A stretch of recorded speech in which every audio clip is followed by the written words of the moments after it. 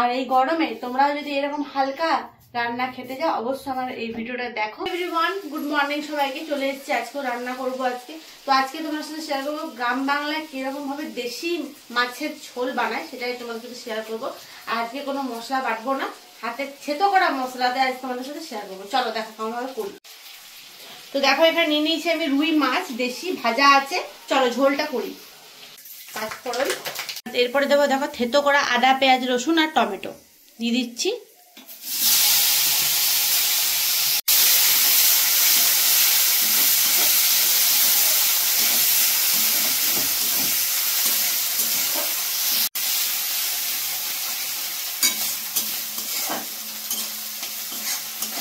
এটা থেতো করে দিয়েছি, দেখো এটা টেস্ট করিনি আমি। আগেকার দিনে রান্না এরকম করে থেতো করে দেয়, আর এটা টেস্ট কিন্তু খুব ভালো হয়। এরপরে দেবে 1 চামচ লবণ, 1 চামচ হলুদ গুঁড়ো আর একদম হাফ চামচের মতো জিরে।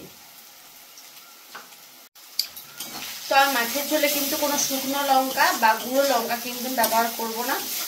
মশলাটা হালকা কষানো হয়ে গেছে, এরপর আমি দেবো এখানে আলু সেদ্ধ করা।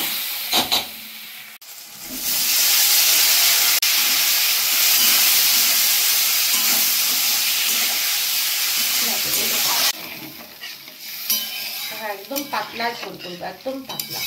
এই গরমে কিন্তু বেশি রিচ খাওয়ারও আমার মনে হয় ঠিক নয়। তো আমাদের গ্রাম বাংলায় যেরকম আমরা পাতলা মাছের ঝোল করি সেটাই তোমাদের সাথে শেয়ার করবো। চলো একটু।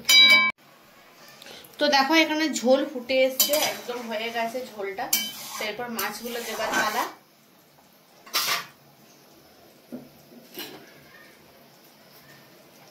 তো ঝোলের মধ্যে মাছগুলো এক এক করে সব দিয়ে দেবো।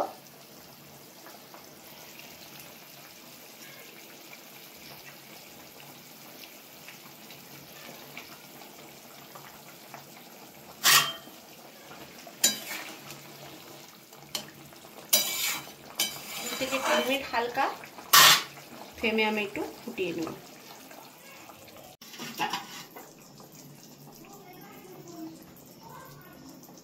তো দেখো মাছের ঝোল ফুটে গেছে, এরপর নামিয়ে নেব। হয়ে গেছে আমার পাতলা পাতলা মাছের ঝোল। এই গ্রাম স্টাইলে পাতলা মাছের ঝোল করে দেখালাম, কেমন লাগলো অবশ্যই কিন্তু কমেন্টসে জানিও গাইস। আর তোমরা যদি এই গরমে পাতলা মাছের ঝোল খেতে যাও অবশ্যই আমার ভিডিওটা দেখো আর অবশ্যই বাড়িতে ট্রাই করো। আর ভালো লাগলে অবশ্যই লাইক, কমেন্ট, শেয়ার করতে ভুলো না। দেখা হচ্ছে নেক্সট ভিডিও। টাটা সবাইকে।